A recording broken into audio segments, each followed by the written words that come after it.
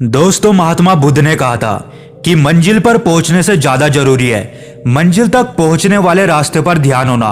क्योंकि आपके दिमाग में आपने न जाने कितने ही लक्ष्य निर्धारित किए होंगे, लेकिन उन लक्ष्यों तक पहुंचना तब तक संभव नहीं है जब तक आप उन लक्ष्यों पर पहुंचने के लिए अपना सफर शुरू नहीं करते। और यदि आप उन राहों पर चलना शुरू ही नहीं करेंगे तो आप अपनी मंजिल तक पहुंचेंगे कैसे। दोस्तों, किसी ने कहा था कि मैं अपनी मंजिल तक कैसे पहुंचूं, मैं जो चाहता हूं वो मुझे कैसे मिलेगा, ऐसा मैं क्या करूं जिससे मैं जो चाहता हूं वो सब पूरा हो जाए। मैं अपने जीवन में जो भी बनना चाहता हूं, जो कुछ भी हासिल करना चाहता हूं, जो भी मेरी मंजिल है वो मुझे कैसे प्राप्त होगी, मैं कैसे सफलता को प्राप्त कर सकता हूं। तो दोस्तों, मैं आपको बता दूं कि यह जीवन एक कर्म प्रधान है। इसका अर्थ यह है कि अगर आपको इस पृथ्वी पर कुछ भी पाना है, आप कुछ भी हासिल करना चाहते हैं, तो आपको कर्म करना आवश्यक है। यदि कोई व्यक्ति किसी लक्ष्य को निर्धारित करता है और फिर उसके प्रति तत्पर रहता है और उसके लिए वो निरंतर कार्य करता रहता है, तो वो अवश्य ही अपने लक्ष्य को प्राप्त करता है। और जो कोई लोग ये सारी बातें जानते हैं कि यदि मैं कुछ करूंगा तभी कुछ हो पाएगा और मैं अपने लक्ष्य को प्राप्त कर पाऊंगा, लेकिन अगर मैं कुछ नहीं करता हूं तो मेरे साथ कुछ भी घटित नहीं होगा और ना ही मैं अपने लक्ष्य को प्राप्त कर सकूंगा। लेकिन ज्यादातर लोगों का तो ये मानना है कि अगर मैं कुछ नहीं भी करूंगा तो कुछ ना कुछ तो अवश्य हो ही जाएगा। इसका अर्थ यह है कि अगर आप अपने जीवन में बहुत कुछ हासिल करना चाहते हैं, लेकिन आप उसके लिए कोई कर्म नहीं करना चाहते और आप ये सोचते हैं कि मुझे सब कुछ ऐसे ही मिल जाएगा, तो ये असंभव है। और जो भी आपके जीवन में घटित होगा, जो भी परिस्थितियां उत्पन्न होंगी, वो दूसरों के कर्मों के आधार पर होंगी, क्योंकि आप तो कोई कर्म करना ही नहीं चाहते। और ऐसे लोग अपने जीवन में किसी भी लक्ष्य को हासिल नहीं कर पाते। लेकिन जो व्यक्ति इस बात को जानता है कि मैं जब तक कर्म नहीं करूंगा तब तक मैं किसी लक्ष्य को प्राप्त नहीं कर सकता, ऐसा व्यक्ति कभी भी अपने जीवन के लक्ष्य के मार्ग में अपने आलस को आने नहीं देता। उसे जो कुछ भी कर्म करना है वो तुरंत उस कर्म को करना शुरू कर देता है और उस पथ पर चलना शुरू कर देता है, जिसके परिणाम स्वरूप वो बहुत ही जल्द अपने लक्ष्यों को प्राप्त भी कर लेता है। लेकिन यहां पर एक बात और ध्यान में रखने वाली है कि केवल कर्म करना ही मायने नहीं रखता। जैसे कोई व्यक्ति चाहता है कि वो अपने जीवन में एक बड़ा अधिकारी बने और उसकी यही भावना है, तो वो अपने कर्म करने की कोशिश करता है। इसके लिए उसे जो कुछ भी करना है, जिस भी पथ पर चलना है, वो पूरे दिल से और पूरी निष्ठा से उस पर चलता है और निरंतर अपनी कोशिशें जारी रखता है। फिर चाहे परिस्थितियां उसके खिलाफ क्यों ना हो, लेकिन फिर भी वो अपनी राह पर टिका रहता है। और ना ही वो कभी ये बहाना बनाता है कि मेरे पास ये नहीं था, मेरे पास वो नहीं था, या फिर मेरी परिस्थितियां मेरे अनुकूल नहीं थी। उसका ध्यान तो सिर्फ और सिर्फ अपने लक्ष्य पर रहता है। उसे पाने के लिए वो हर मुमकिन कोशिश करता है, निरंतर अभ्यास करता रहता है, निरंतर चलता रहता है, तो वो एक ना एक दिन अपने उस लक्ष्य को जरूर प्राप्त करता है।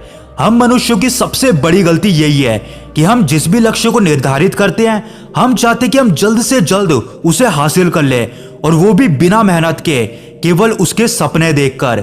फिर हम में से ज्यादातर लोग अपने लक्ष्य को पाने के लिए मेहनत तो करते हैं, लेकिन थोड़ी सी, और जैसी उनके रास्ते में कोई अड़चन आ जाती है या कोई भी छोटी सी समस्या उत्पन्न हो जाती है, तो वो अपने उस लक्ष्य को वहीं पर ही छोड़ देते हैं और पीछे हट जाते हैं। और ज्यादातर लोग तो बस दिखावे के लिए काम करते हैं, दिखावे के लिए कोई लक्ष्य निर्धारित करते हैं, ताकि वो आगे चलकर ये कह सकें कि मैंने कोशिश की थी, लेकिन परिस्थितियां मेरे अनुकूल नहीं थी, मेरे साथ ऐसा हो गया, मेरे साथ वैसा हो गया, मेरी किस्मत ने मेरा साथ नहीं दिया, जिस कारण मैं अपने लक्ष्य को प्राप्त नहीं कर पाया।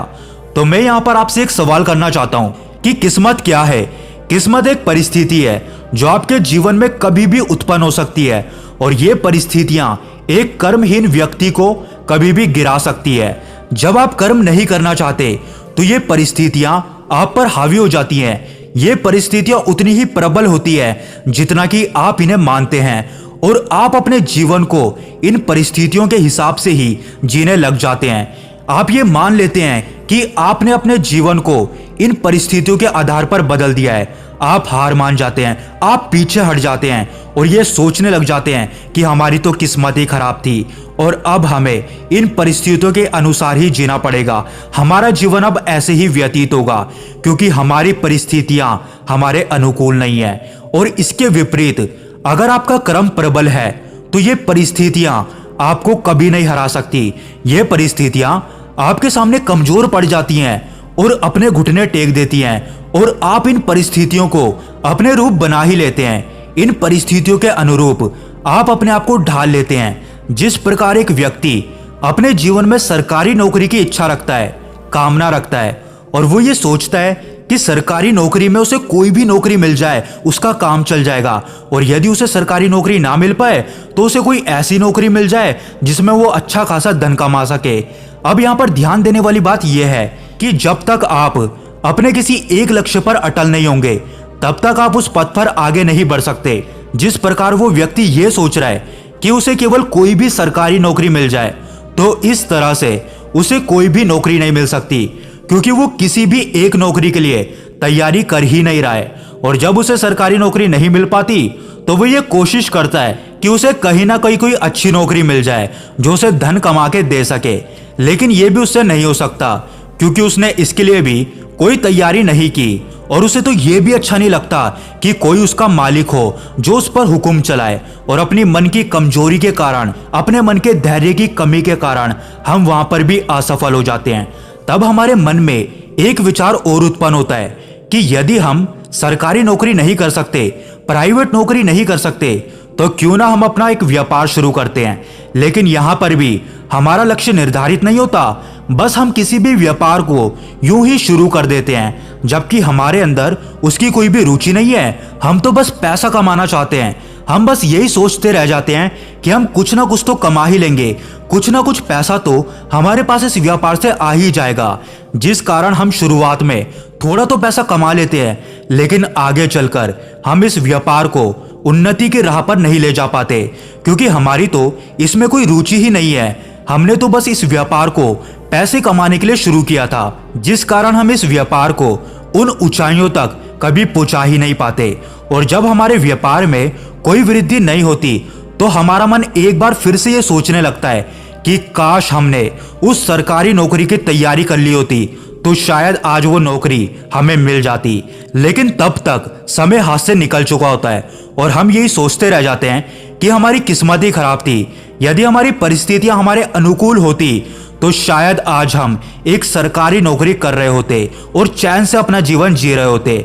लेकिन परिस्थितियां कभी किसी की नहीं होती, कभी किसी के अनुकूल नहीं होती, क्योंकि ये परिस्थितियां आपके कर्मों से ज्यादा दूसरों के कर्मों पर निर्भर करती है, क्योंकि आप उस तरह के कोई कर्म करना ही नहीं चाहते। इसलिए जो भी परिस्थितियां उत्पन्न होती हैं वो दूसरों के कर्मों के आधार पर होती है।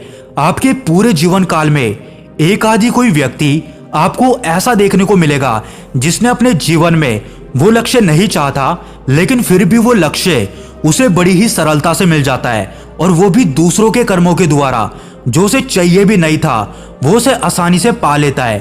और हम ये सोचते रह जाते हैं कि हमें सफलता क्यों नहीं मिलती, हमने ऐसी क्या गलती करी है, हमारी तो परिस्थितियां ही हमारा साथ नहीं देती, हमारी तो किस्मत ही खराब है। और फिर हम ढोंग की तरफ आगे बढ़ने लग जाते हैं। कभी हम कोई अंगूठी पहन लेते हैं, कभी कोई ताबीज पहन लेते हैं, या फिर कोई अनुष्ठान कर लेते हैं, या फिर हम में से ज्यादातर लोग किसी बाबा की मदद ले लेते हैं जो हमें कोई ऐसा मंत्र दे दे या फिर कोई ऐसा ताबीज बनाकर दे दे जिससे हमारी परिस्थितियां हमारा साथ देने लगे और हमारे अनुकूल हो जाए। लेकिन यहाँ पर आप एक बात भूल जाते हैं कि ये जो ब्रह्मांड है ये आपको हर चीज देने में सक्षम है। जो भी आप चाहते हैं ये आपको दे सकता है, लेकिन इसके लिए आपको अपनी पूरी ऊर्जा सिर्फ एक लक्ष्य पर निर्धारित करनी होगी और उसी की ओर मोड़नी होगी।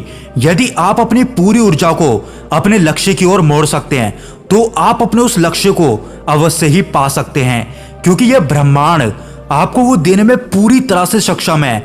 लेकिन यदि आप बुरे कर्मों की तरफ अपनी ऊर्जा को मोड़ते हैं तो आपके साथ भी बुराई होगा। और यदि आप एक साथ बहुत सारे काम करने की कोशिश करते हैं, या फिर यूं कहे कि आप एक साथ कई सारी नाव पर सवार होते हैं, तो आप कहीं नहीं पहुंचते। आप एक साथ कई सारे लक्ष्य कभी नहीं पा सकते। इसके लिए आपको अपने जीवन में सिर्फ एक लक्ष्य निर्धारित करना होगा, और जब आप सिर्फ एक नाव पर सवार होंगे तो आप अपने लक्ष्य तक अवश्य ही पहुंच जाएंगे। हो सकता है कि इसमें थोड़ा समय आपको जरूर लग जाए, लेकिन आप अपनी शक्ति का, अपनी ऊर्जा का सही से इस्तेमाल करके जहां चाहते हैं वहां अवश्य पहुंच सकते हैं।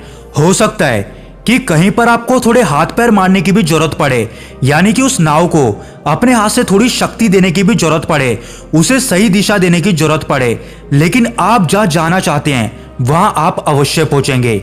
यदि हम इसे एक छोटी सी कहानी के माध्यम से समझे तो एक बार की बात है, एक बार महात्मा बुद्ध के पास एक व्यक्ति आता है। वो व्यक्ति महात्मा बुद्ध से कहता है कि हे बुद्ध, मेरे गांव में नदी बहुत दूर है और मुझे वहां से पानी लाने में बड़ी तकलीफ होती है, बड़ा समय लगता है और मैं थक जाता हूं, जिस कारण मैं अपने जीवन में कोई अन्य कार्य नहीं कर पाता। क्या आप मुझे कोई ऐसा उपाय बता सकते हैं कि मैं अपने घर के पास ही पानी को प्राप्त कर सकूं? इस पर महात्मा बुद्ध मुस्कुराते हैं और उस व्यक्ति से कहते हैं कि तुम्हें अपने पास ही कुआं खोद लेना चाहिए, जिससे तुम्हें कहीं दूर भी नहीं जाना होगा और तुम अपने पास ही पानी को प्राप्त कर लोगे।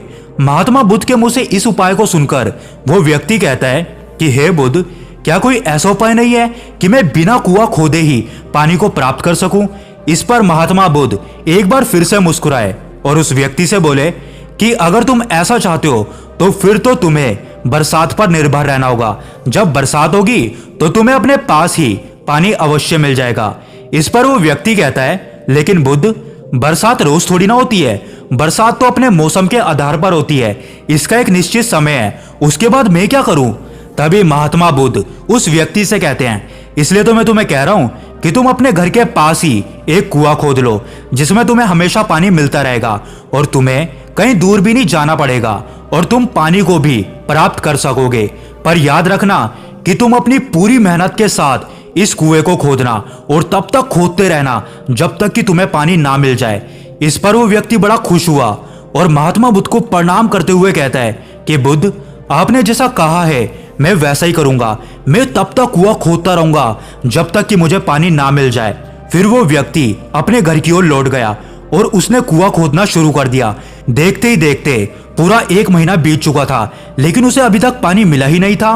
वो तुरंत महात्मा बुद्ध के पास दौड़ा दौड़ा गया और कहने लगा कि हे बुद्ध, मैं लगातार 1 महीने से कुआं खोद रहा हूं, लेकिन अभी तक मुझे पानी प्राप्त नहीं हुआ।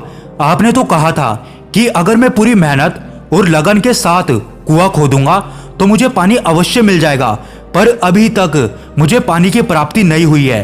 तभी महात्मा बुद्ध उस व्यक्ति से कहते हैं कि चलो मुझे वो स्थान दिखाओ जहां पर तुमने कुआं खोदा है। वो व्यक्ति महात्मा बुद्ध को लेकर ठीक उसी स्थान पर पहुंचता है जहां पर उसने कुआं खोदने की कोशिश करी थी।